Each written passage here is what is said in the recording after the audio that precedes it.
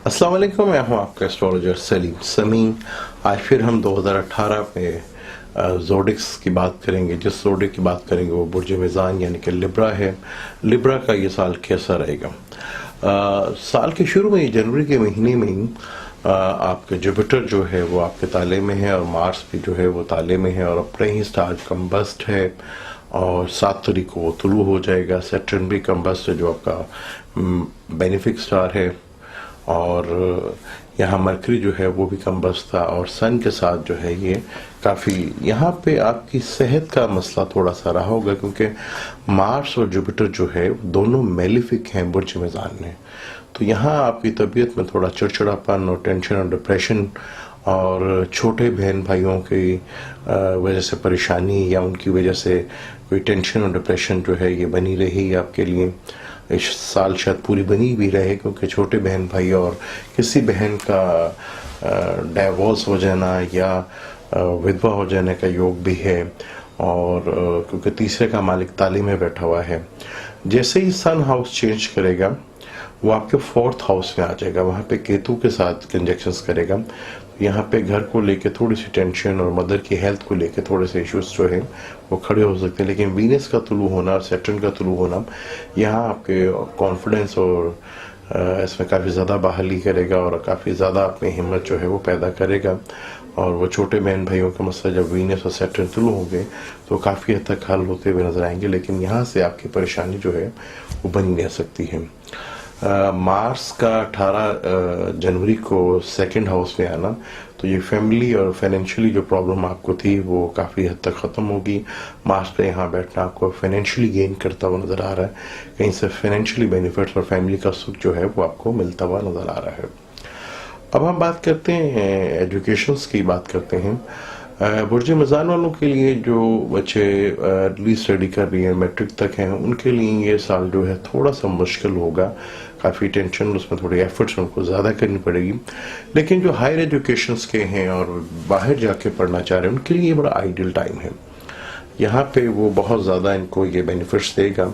Jupiter जो है वो ताले में बैठा हुआ है और आपका 11वें घर में कह लें कि जुपिटर आ गया, जो आपके अपना 5वां घर है वो एक्वेरियस का बनता है। तो एक्वेरियस है 9th हाउस में वो जुपिटर आ गया। तो हायर एजुकेशन वालों के लिए ये टाइम बहुत अच्छा है। उनकी स्टडी इस साल बड़ी ज़बरदस्त रहेगी और वो बैरून मुल्क अगर पढ़ना जाना चाह रहे हैं तो उसमें भी उनको फ़ायदा मिलता नजर आएगा। और जो वर्किंग प्लेस जो है, जो जॉब करते हैं वो अपनी आपको थोड़ा सा रिलैक्स करें तो 60-70 से आपको रिलीफ मिला है। काम का बोझ अपने सर पे सवार मत करें।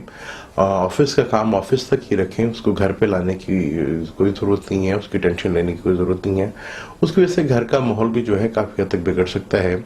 हाँ, जैसे यहाँ पे सैटर्न जो है डिग्रीज पे करता जाएगा तो आपको काफ़ी बेनिफिट्स मिलेगा, जॉब से काफ़ी आपको बेनिफिट मिल सकते हैं।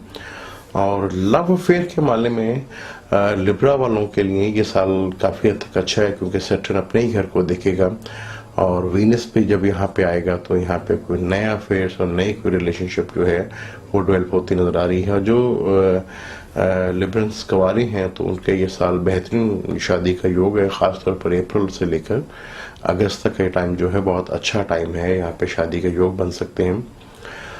और अब हम बात कर लेते हैं कि यहाँ पे जुपिटर जो है वो आपके ताले में है, मंगल 2nd हाउस।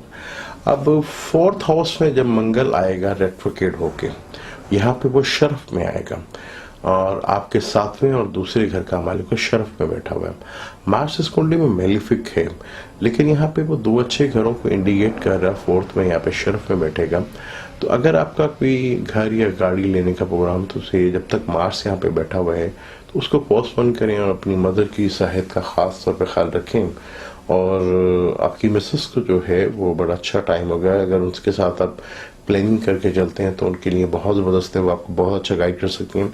या किसी बिजनेस पार्टनर के साथ आपको बड़ा बेनिफिट रहेगा, उन पर ट्रस्ट करें, अपनी वाइफ पे ट्रस्ट करें तो ये टाइम आपका काफ़ी अच्छा गुजर सकता है। लिब्रा में सबसे अच्छी बात है कि जो 60 ख़त्म हुई है वो 60 का काफ़ी बेनिफिट्स आपको मिलेगा। जब जब वीनस अच्छे घरों में जाएगा तो ये आपको मरकरी या वीनस जो है वो आपको ज़्यादा फ़ायदा देगा और यहाँ पे आपकी लाइफ में बहुत ज़्यादा बेहतर होगी।